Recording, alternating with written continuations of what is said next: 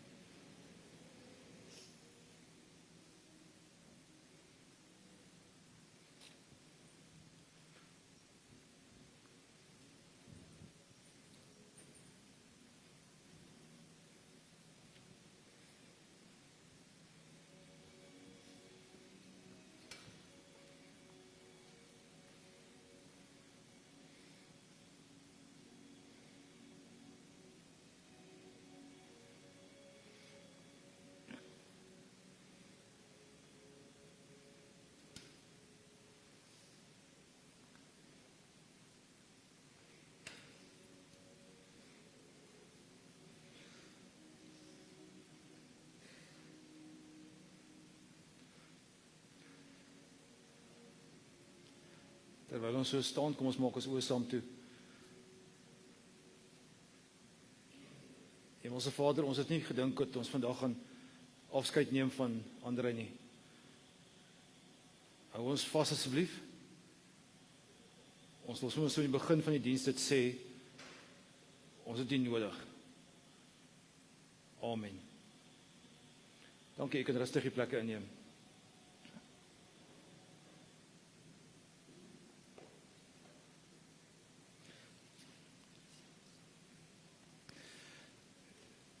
Net so een of twee praktiese reëlings voor ons aangaan met die res van die diens. Die eerste is, dis 'n roudiens, hierdie 'n begrafnisdiens, maar 'n roudiens, wat die verrassing later sal plaasvind. Wat gewoonlik gebeur by 'n begrafnis, as jy by 'n begrafplaas kom, dan sak die kus en 'n mens kry 'n stukkie closure daar, wat nie altyd by 'n roudiens so is nie. So as ons klaar is hierso, gaan ons dit wat ons by die graf sou doen, buite by die lijkswaar doen. So as ons klaar is hier binnekant, dan beweeg jy buitekant toe, dan gaan ons daar by die lijkswaar mekaar weer sien en die laaste stukkie eerbetoon ook daar sou doen. Die tweede is, as ons klaar is daar buite, dan is jy welkom om terug te kom. In die foyer is daar gereed gemaak vir eetgoed en drinkgoed, so jy is welkom om 'n bietjie saam te kuier. Dis nogal crucial dat ons mekaar sal ondersteun in hierdie tyd. Ek weet ons dink ons kan op ons eie aangaan, ons is okay, maar dit is regwaar net nie waar nie. Daar's deesdae net twee geleenthede wat 'n mens reg mekaar mee weer sien. Die een is troues, en dis so duur om jy nooi maar net 'n handjievol mense deesdae uit na 'n troue toe, en die ander is begrafnisse. Kom ons gebruik die geleentheid om regtig waar by mekaar betrokke te raak.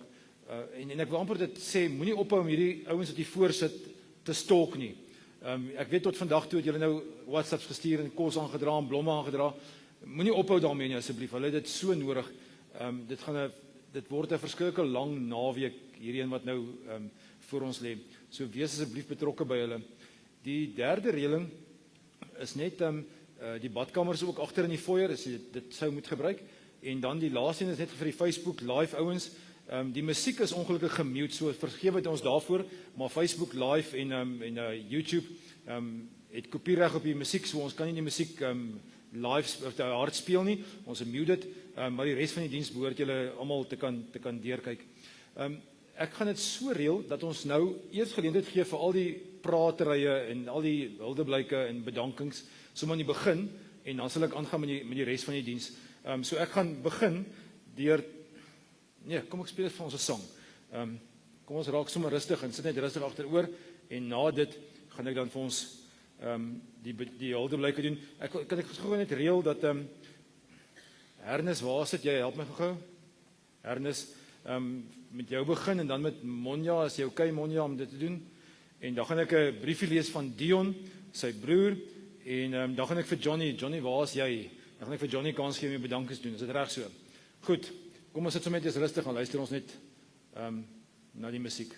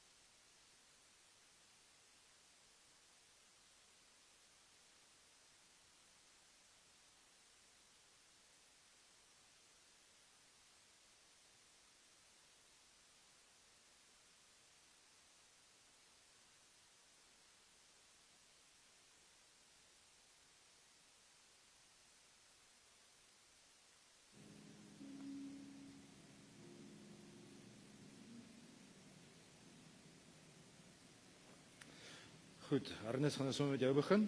Monja, jy kan ook nie voorkom staan so lank as jy nie omgee nie.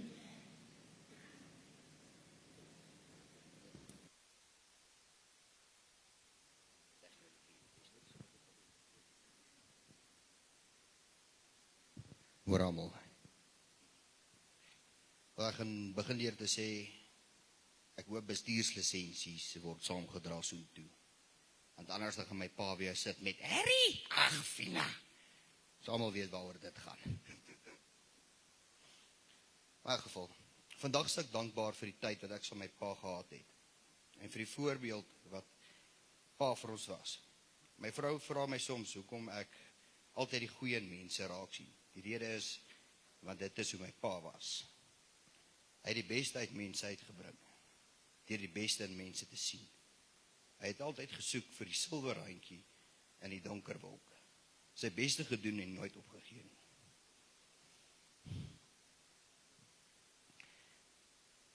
My pa laat my nogal dink aan Petrus van die Bybel, 'n passievolle visserman, wat deur Jesus geroep is om vissers van mense te wees, en om 'n rots te wees waarop Jesus sy aardse kerk kan bou.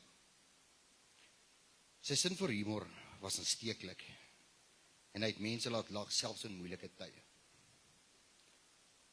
Dit is moeilik om die lewe sonder hom voor te stel, en sy afwesigheid laat 'n leemte wat nooit gevul sal word nie. Tog vind ons troos in die wete dat sy nalatenskap voortleef deur die waardes wat hy in ons ingeprent het. Die liefde wat hy ons gegee het en die herinneringe wat ons koester.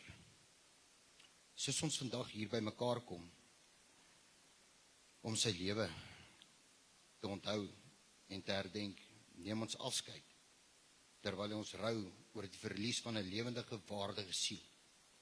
Ons vier ook sy siel, 'n siel wat vir baie vreugde en vervulling gebring het en wie se nalatenskap vir ewig sal voortleef.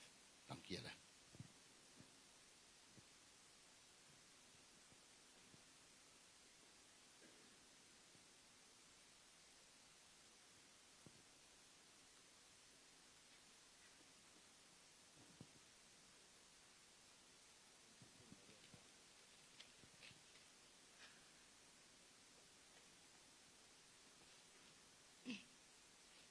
My liefste André Poeksie, how do I let go? Dankie vir die 22 jaar wat ek my lewe en hart met jou kon deel. Dankie vir jou wat my altyd gedraai het, wanneer dit moeilik gegaan het. Ek weet, ek was ook nie maklik nie. Dankie vir jou glimlag en jou grappies, wat my laat lag het. Dit gaan 'n moeilike pad wees om te stap, sonder jou langs my. Jy het my baie geleer, behalwe om sonder jou te lewe en aan te gaan. My lief, jou lag, jou stem, jou alles, sal nooit vergete gaan. Nog net 'n bietjie tyd, net een drukkie, een soen. Ek weet jy is by my, jy leef voort in my hart en my siel, vir nou en ewig. Jou rowwe bliksem, ek gaan jou so mis. Daar's nie woorde vir die seer en verlange wat nog voor lê.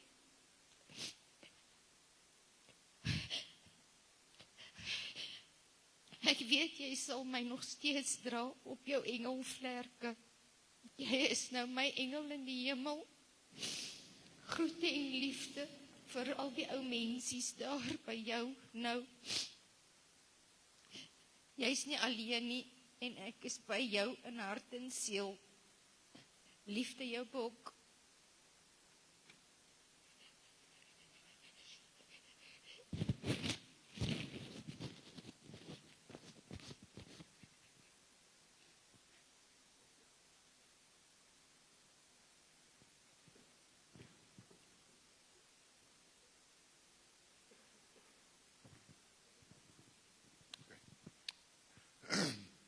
Okay, ek is hier om die bedankings te doen.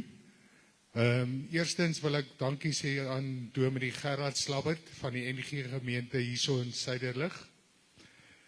En dan Bianca van TM Begrafnisondernemers wat gehelp het met alles. En dan Daily Ford van Potchefstroom, daar waar André gewerk het. Die mense daar so, Emiel, Rudy, Colin, Carmen. Julle mense was baie behulpsaam gewees. En dan wil ek ook dankie sê vir Gary, wat saam met André was tydens die tyd vir sy afsterwe, waar die ambulans gebel het en saam met hom tyd gespandeer het. En dan is dit ook Charles, Jacques, Skalk Libbe en Skalk Libbe Junior en Senior. Sonder julle mense sou dinge nie moontlik gewees het nie. En baie dankie daarvoor. En dan ook Marnus, wat in die middel van die nag van Katoa af vir Monja deurgebring het. Baie dankie Marnus, ons waardeer dit opreg. En dan almal wat ver gery het, ou Jakkie, hele mense en so aan, die mense daar van Katoa se wêreld af. Baie dankie. En dan dankie aan Karika vir die verversings en die eetgoedjies. En dan die van julle wat ons na die tyd gaan ons ietsie eet hierso. En dan die wat iets nuts en alkohol soek, ons gaan weer Prins toe daar in Florida van hier af. Baie dankie julle.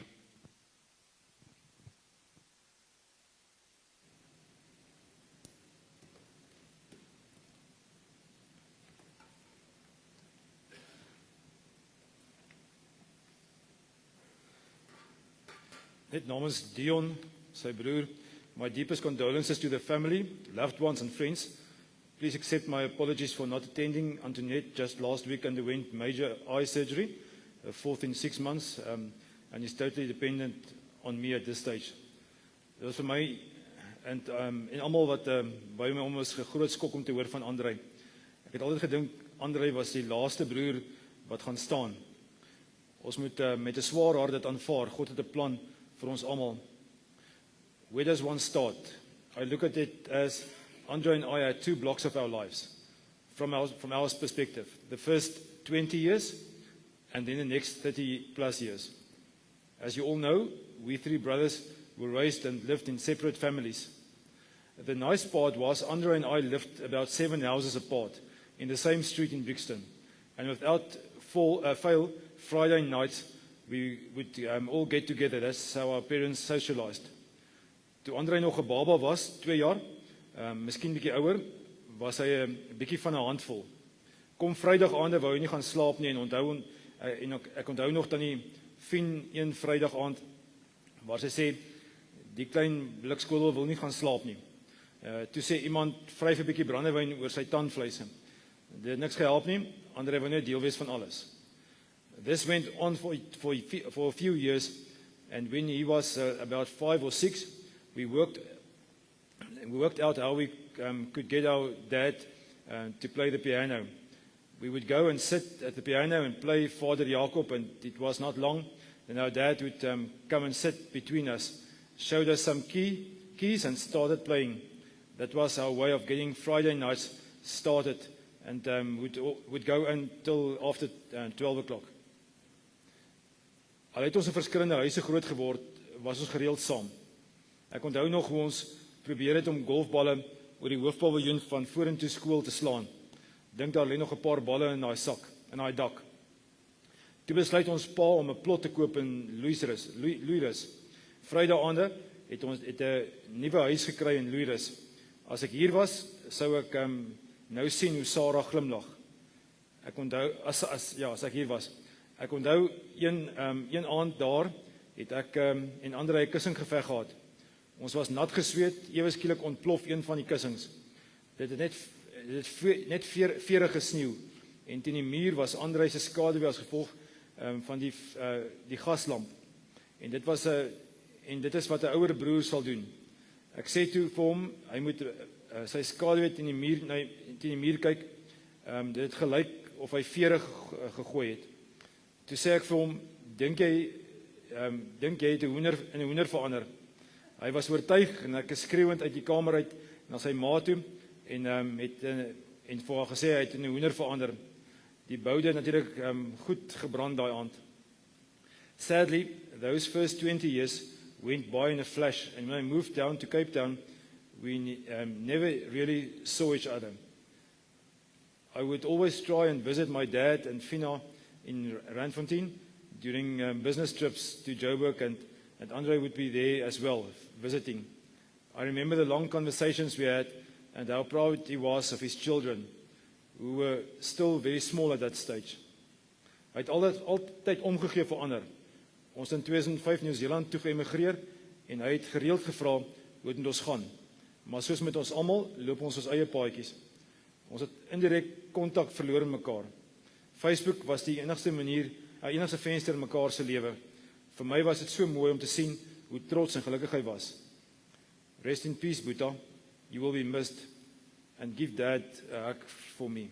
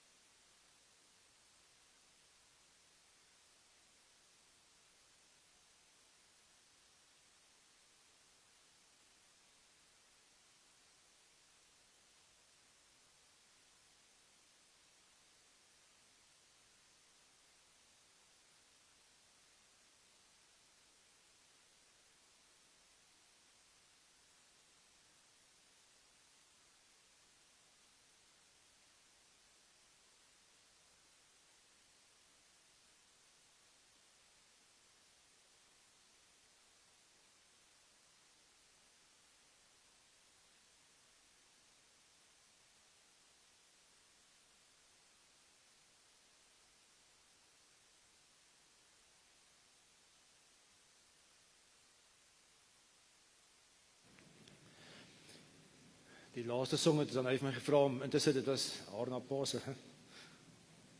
Dis 'n lied waarmee hulle first dance by die troue, of last dance, first dance, wat is dit? Eerste keer met pa, laaste keer met pa, in ieder geval, daai nou. Dit is nooit lekker om begrafnis te hou nie. Dis so, nee, dis nie hoe ons operate gemaklik nie. Ons sukkel met hierdie totsiens sê ding, nee. Ek wil 'n storie vertel om net so 'n ander angle te gee op dit alles. Ek is nie net so grys nie, ek is al oupa van die derde kleinkind is nou blitsig op pad so oor 3 weke. Maar ek onthou met ons eerste kleindogter was ons hier onder in Pine Haven Hospitaal en ons nou opgewonde nee, daar's 3 oupas, 3 oumas. Dis nou 'n storie vir 'n ander dag hoekom maar 3 oupas en 3 oumas is, maar 3 oupas en 3 oumas en dan Casper my skoonseun. Ons staan nou en wag in die kamer. Ons nou gehoor die bevalling het goed gegaan. Marisa, my dogter en klein Carly wat gebore is nou op pad terug. Nou staan ons hier en wag en rondtrippel want dis nou opgewondenheid. Nou was niks so lekker soos oupa wees nie. Dis lekker om pa en ma te wees, maar is daar nog oupas en oumas hierso? Okay, maar julle het nie so mooi kleinkinders soos ek nie. Maar in elk geval, julle kom tweede, okay? Maar nou staan ons en wag. Nou is 3 oupas, 3 oumas en Casper. Nou, net so 'n bietjie die prentjie skets. Ek is nog my hele lewe lank grys. Ek is deesdae witter as wat ek grys is, maar ek is hier van 2021 af wat ek al grys geword. Die ander 2 oupas is al 2 bles. En Casper, my skoonseun, is ook op daai stadium al ver bles heen gewees. So die suster bring vir klein Carly en hulle word ons so toegedraai soos 'n mummy, nê. Nou kom sy by die deur in met hierdie pers kombersie soos 'n mummy lyk en sy scan nou hierdie klomp mense wat hier staan. Sy skiep die oumas. Sy soek nou die pa van hierdie kind want dis nou sy moet hom oorhandig. En ek met my grys hare lyk toe jonger as die bleskoppe. En sy druk toe vir klein Carly in my arm. So nou staan hierdie oupa en ons mans is nie gewoond aan pop speel nie. Ons ken nie hierdie ding van pop speel ding nie. Maar nou hou jy hierdie klein babatjie vas. En jy besef nou, ek het nou 'n reuse verantwoordelikheid, want as hierdie klein babatjie nou val, dan gaan ek sielkundige rekenings vir die res van my lewens betaal. So ek moet nou hierdie enetjie vashou op hierdie lomp pa manier. Moet die oupa dit doen. Ons kom toe dan daardeur, maar daar so in hierdie affære, sy is woelig nou nog en sy het haarself so oopgewrimmel en dan toe kom haar so klein handjie uit hierdie kombersie uit en vat so om oupa se vinger. En toe chonk ek. Toe besef ek, this is God at work. Want dis 'n wonderwerk. Dat ons gebore word. Jy moet vanaand asseblief in die spieël gaan staan en jouself bietjie kyk met jou knocknees en jou te naby aan mekaar oë of jou boepmaag of wat ook al. Jy is God se miracle. Psalm 8, Psalm 139. Daar's 'n klomp songs geskryf oor jou. Man, God dink jy's to die for. Jy's so special. Trouwens die dokters sê vir ons, die mense ouens sê vir ons, die kans dat jy gebore word is eintlik verskriklik skraal. Jy moet eintlik nie gewees het nie. Een spermpie moet 'n miljoene ander outswim om by 'n eierselletjie uit te kom en daar moet vashegting plaasvind. Daar moet seldeling gebeur. Daar moet die eerste 3 maande se swangerskap. Julle vroue en dames, julle weet, julle is meer naar as wat julle nie naar is nie. Dis die tweede trimester, die derde trimester wat jy dink, ag genade, dit het net gebeur. Ek het vanoggend voordat ons begrafnis kom hou, het ek ontbyt geëet saam met my skoondogter, hulle wat nou binne volgende 3 weke kraam. En is ongemaklik, nee, ek wil die Spurs se tafels is te naby en jy weet nie hoe om te sit nie, maar jy onthou daai tyd, en dan skielik word jy gebore, is 'n godswonder. Dis hierdie punt wat ons sê, is God at work. En dan gaan hierdie wonderwerk aan, want ons leer om te drink en leer om te huil baie en leer om doeke vuil te wors, verskriklik baie, en jy word later leer jy kruip en jy begin loop en jy begin hardloop en jy gaan skool toe en jy gaan hoërskool toe en nou raak jy mos nou verlief daar iewers op hoërskool. Carly, hulle sal eers maar wag tot 45 voor hulle verlief gaan raak. En dan word hulle groot en hê hulle kinders, trou hulle en hê hulle kinders. En word hulle ouer, en word hulle 55 jaar oud, dan gaan hulle dood. En Andrei gaan dood. Daai was nie moeilik, dit was God at work. Ons probleem is, wat het gebeur toe Andrei sy laaste asem uitgeblaas het? Was God, as hy daar was, hoekom was hy nie hier gekeer nie? Hoekom het hy gesê, nee wag, ons moet nog, daar's nog goeders om reg te maak, en daar gaan nog 'n lang gesprek vir hierna wees, ons gaan nog lekker saam kuier, daar gaan nog 'n hele 20 nog en nog 7 dae. Nee, ons kan want ouens, statisties moet 'n mens nie op 55 doodgaan nie. Dit moet wees op 80 en 90 nie. Dit voel net, het God vir 'n oomblik vergeet, was hy iewers betrokke by Amerika en vir Trump probeer in tot orde roep, of het hy iewers anders betrokke geraak, en was hy besig op 'n ander plek in China of in die Midde-Ooste of iewers in Suid-Afrika van die townships, het hy vergeet van Andrei. En dis die belangrikste wat ek vandag wil sê. En ek sê dit as 'n gelowige saam met julle wat gelowiges is. Ek aanvaar julle as gelowig. As julle nie is nie, gaan julle nie verstaan wat ek nou vir julle sê nie, is oké. Ons kan later daaroor praat. Maar vir my as gelowige wat die Bybel as my handboek gebruik, is God daar, en hier is die belangrike, was God ook 100% daar toe Andrei sy laaste asem uitgeblaas het. Dis ouens, dit moet ons vir mekaar oor en oor sê. Dis nie die duiwel wat daar die oorhand kry, of die sonde wat te groot geraak het, of die ander nonsens wat pastore en predikante en profete en goedes van die kansel af verkondig nie. God is 100% daar, present. Hy was nie absent nie. Weet jy wat 'n troos is dit, ouens? Dat in lewe en in sterwe, is God daar. Ek gaan nou 'n bietjie meer oor dit praat. Ek moet ook nou 'n belangrike ding daaroor sê.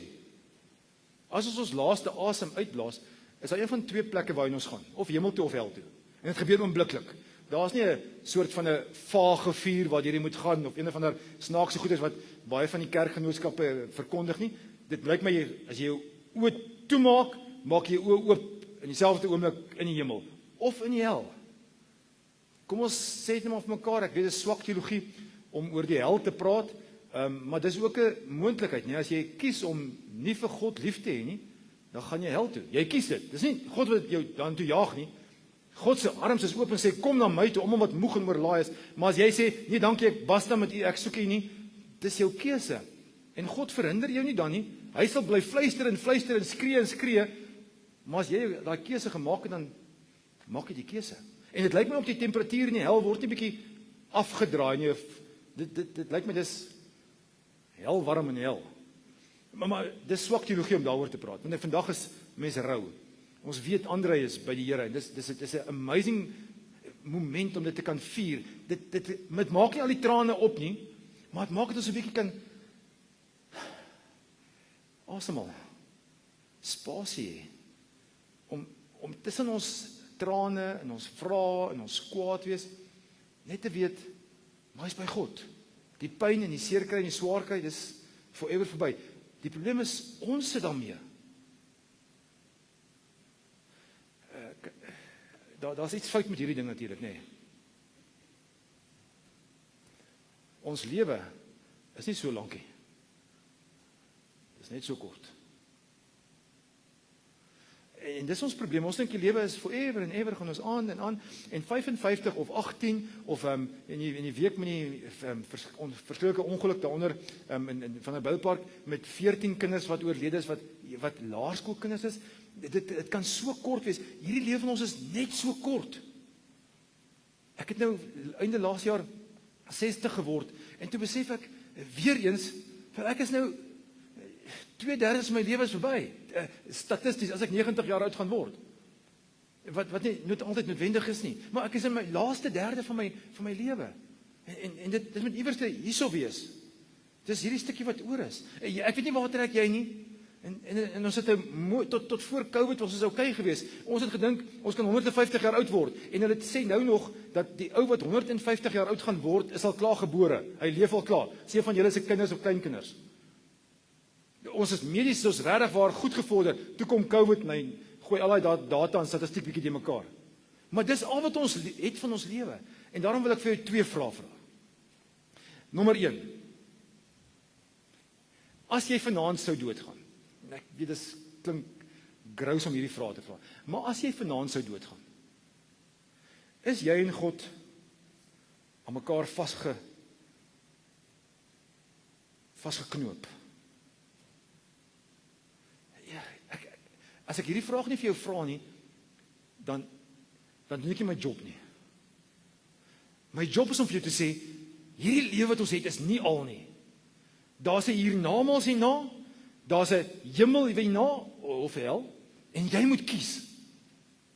En ek gaan nie nou op sleeptou neem en jou een of ander skuldgevoelens op jou sit nie. Ek wil jy moet rustig vanaand huis toe gaan.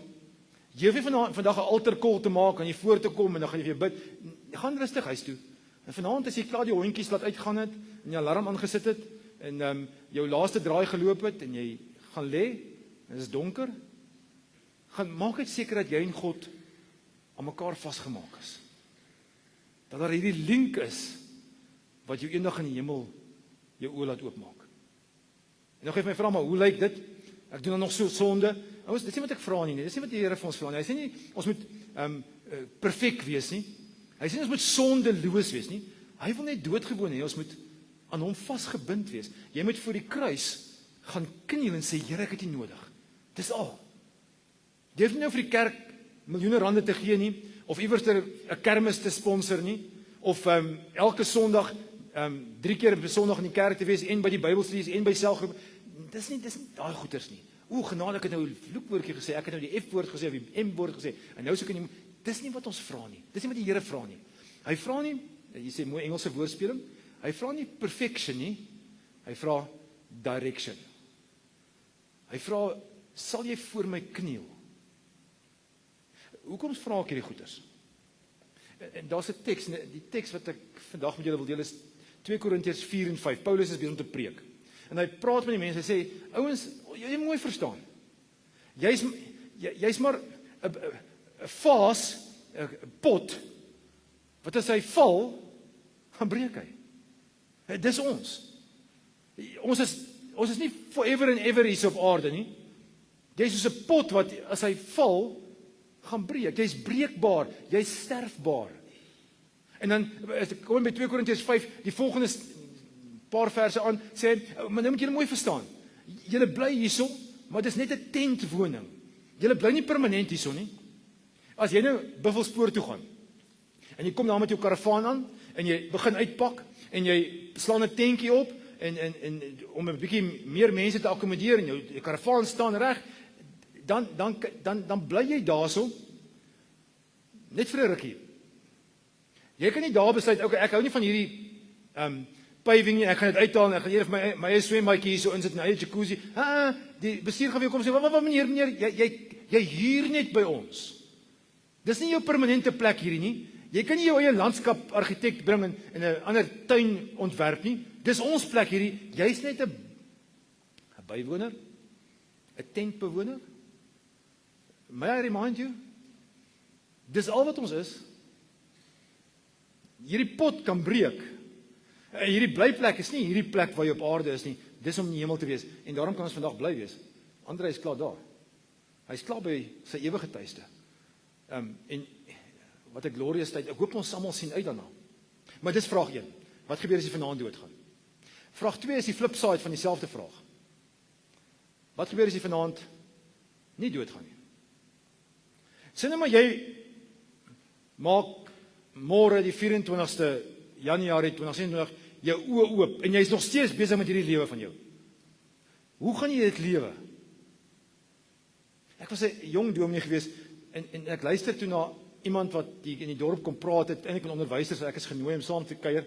En die ou wat praat sê die volgende ding en dit het my so diep geraak dat die volgende 30 jaar het by my gebly. Hy het gesê die stukkie aarde wat jy kry, die vierkante meter wat jy aan jou toegeken word vir jou lewenslang. Leef jy dit so dat jy dit 'n beter plek nalat as wat jy dit gekry het? Hierdie is al wat jy het. Gaan mense na die tyd oor jou praat en sê, my pa, my pel, my kollega, het 'n amazing lewe geleef en het my gementor om 'n beter aarde na te laat vir my ook, maar het sinvol geleef. Nie net 'n lang lewe nie, maar 'n sinvolle lewe. Nie 'n kort lewe nie, maar sinvolle lewe. Hoe leef mens 'n sinvolle lewe? Die right connection. Dis wat 'n verhouding beteken. Verhouding beteken, is jy en God, MTN advertensie 20 jaar terug, is jy connected? Is jy aan God vasgemaak? Vra ek vandag. Is jy en God aan mekaar vasgeketting forever and ever? En ek weet jy gaan my vra, maar hoe lyk 'n verhouding? Kom ek sê hoe 'n verhouding nie lyk nie. As ek een keer in 6 maande by die huis opdaag, by Annelie, my vrou, met so 'n groot bos blomme vir haar sê, hier is jou bos blomme. Ek dink alle vrouens werk dieselfde. Haar eerste woorde sal nie wees, my man, jy's die dierbaarste ding onder die son, kom ek gee jou drukkie nie.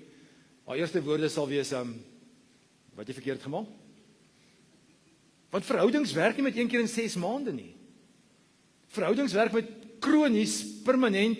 Ek hou nie op om vir jou te sê ek is lief vir jou nie. Dis hoe 'n verhouding behoort te werk. Dis wat die Here van ons verwag. Wees net elke dag naby my. Gaan nie beteken jy gaan elke dag in die kerk wees nie.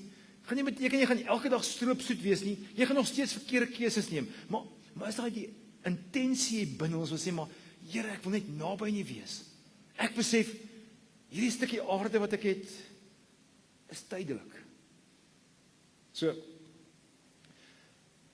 nou moet ons aangaan met ons lewens. En ons weet nie hoe nie.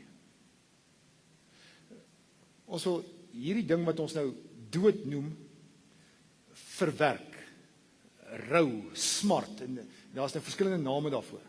Nou die sielkundiges en maatskaplike werkers en dominees nou al gesê, maar daar's sekere, kom ek noem dit fases waardeur jy gaan, maar dis nie regte woord nie, want dis 'n fase gaan jy van A na B na C na D. Hierin werk jy so nie. Dis, kom ek noem dit, stepping stones om oor 'n riviertjie te kom, maar jy kan ook teruggaan en weer 'n keer na A toe gaan en dan weer by B wees, dan aan die ander kant aangaan met E en dan jy weer terug by A. So dis nie asof jy 1 2 3 dan as jy verby nie. Maar hulle sê daar's 'n paar goed jy kan verwag om te huil.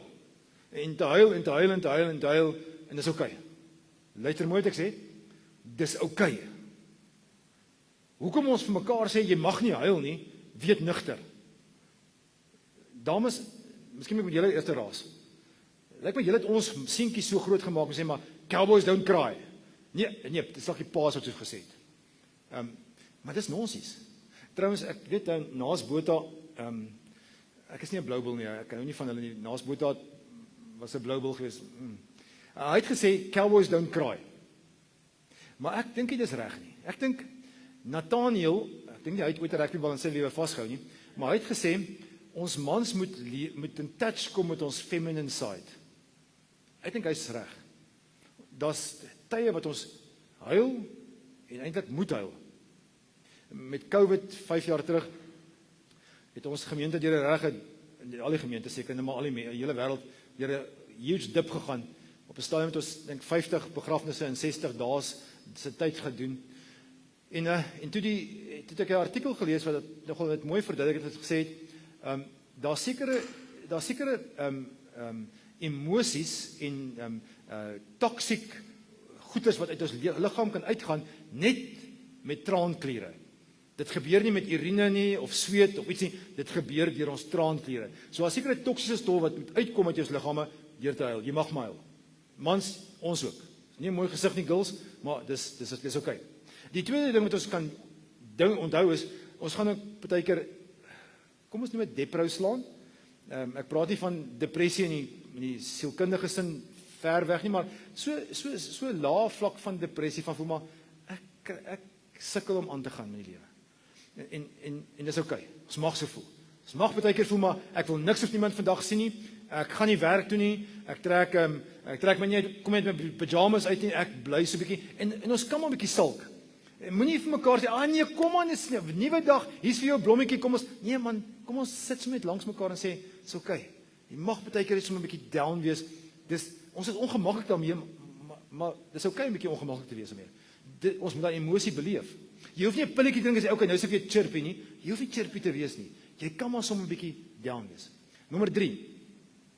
Jy gaan kwaad wees.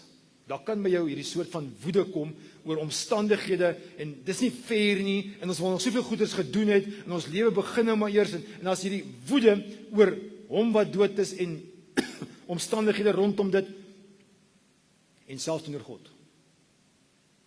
En jy kan woedend wees vir God. Jy het reg gehoor. God is nie ongemaklik daarmee dat ons kwaad is vir hom nie. Hy's okay daarmee. Trouwens hy verwelkom dit. Jy kan die Bybel gaan lees. Ek dink net sommer in Psalm 23, nê. Die Here is my herder, ek kom niks kort nie. Ek moet Dawid staan so en hy staan, dit voel of hy so op 'n rots staan en sê maar I'm okay. Die Here is my herder. Maar kan ek net een bladsy terugblaai? Bladsy 22. Psalm 22. Selfe ou wat Psalm 23 geskryf het, Psalm 20. Hy begin so. My God, waarom het jy my verlaat? Dit is ver van my af. Jy onthou daai woorde? 1000 jaar later sterf Jesus aan die kruis. Maar hy haal Dawid se woorde van Psalm 22 aan en hy sê Eli, Eli, lama sabachthani. My God, waarom het jy my verlaat? Daar's tye wat ons kwaad kan wees selfs vir God. Kan ek nog 'n voorbeeld gebruik? Ons het hier so in Kruisop Wes gebly en so huis met so houtvloere, maar so lank gang gehad. En tipies tieners het my kinders ook vir my kwaad geword as hulle net maar sê maar 9 uur by die huis moet wees en hulle wil 10 uur daar wees. Maar dan ek weet nie hoekom maar tieners word mos swaarder as hulle kwaad is. Hulle stap nie in die gang af nie. Jy hoor hulle beweeg in hierdie gang af. En dan slat hulle daai deur daar onder in die huis toe en dan bewe die hele ou gebouetjie so op sy fundamente. Maar hier is die belangrike. As hulle nou vir my so kwaad was, het ek nie studeerkamer toe gestap en hulle ID's of hulle geboortesertifikate opgeskeur of verbrand nie. Hulle bly my kinders. Môre gaan ons weer aan met die lewe. Vanaand is hulle 'n bietjie kwaad vir my, maar môre gaan ons weer aan. Dis okay. Jy kan baie keer op God se skoot kom sit en sommer op sy bors tamboer en vir hom sê, Here, ek hou nie hiervan nie. Dis nie vir my lekker nie. Dis nogal die plek waar dit behoort te wees. Trouwens, hier's my prentjie wat ek vir julle wil gee. Ek dink as ek vandag 'n prentjie vir jou moet gee, Monja, en vir almal van julle, dan is dit van God wat jou uitnooi om te sê, stop my skoot. God wat sê, maar jy gaan hierdie ding nie alleen kan handle nie. Daar's ander goedes waar jy kan probeer gaan draaie maak. Jy kan probeer krikke kry by die drankwinkel, of by die apteek, of by gyms, of by jou stokperdjies. Dit gaan jou help vir so rukkie. Maar dit gaan jou weer drop. En ek wil julle, dis al job wat ek het vandag, is om vir julle 'n visitekaartjie in julle hand te druk. En jy sê maar, gaan na God toe. Gaan klim op sy skoot. Gaan dit maklik wees? Never. Maar ek is nou 35 jaar lank 'n dominee. En daar's 2 soorte begrafnisse. Die een soort is 'n hooplose begrafnis. En ek sien dit in mense se oë. Waar daar nie so connection was nie. En dan is daar soos vandag se 'n hoopvolle begrafnis wat weet Andre en God se saak was okay. Maar hy is in die hemel. En dan kan ons steeds huil, albei groepe huil. Albei is kwaad, albei gaan deur deprous, albei gaan maar iewers in groep 2 waar ons weet waar hy is. So 'n stukkie asemhaal. So is my laaste stukkie teks. Jesus kyk na die skare en dan sê vir hulle, kom na my toe, almal wat moeg en oorlaai is. En ek sê jou rus gee. Ek sê vir jou breathing space gee. Mag jy 'n stukkie breathing space kry as jy op God se skoot klim. Mag jy in julle hartseer, in julle rou, in julle smart aan hom vasklou met alles wat jy het. Want Here, ons het niks anders om op staat te maak as U nie. Dis net by U wat ons rus kan kry.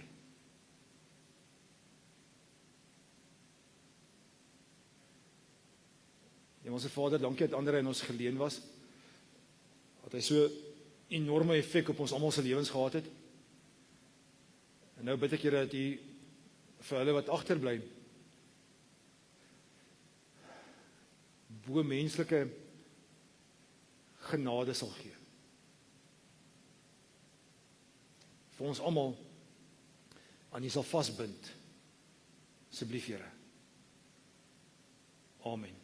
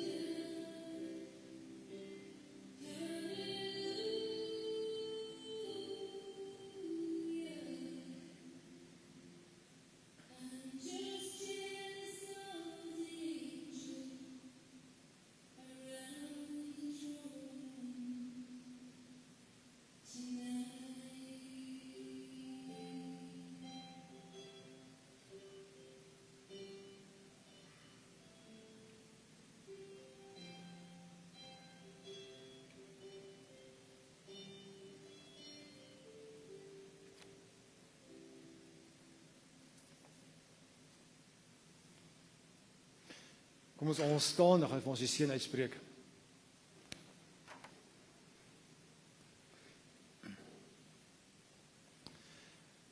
mag die genade van die Here Jesus Christus en mag die liefde van God wat ons Vader is en mag die Heilige Gees se teenwoordigheid by ons elkeen wees en bly. Mag hy julle dra. Vir as mens mank is, seer het, ongemak verduur, hartseer is. Amen. Ek gaan die draers se name uitroep en ek wil vra dat die draers wat met die vorentoe kom asseblief. Dis Monja en Jacques, Hernes, Zanay, Arnaldo en Simonay. As julle kan vorentoe kom, sal ek bly wees asseblief.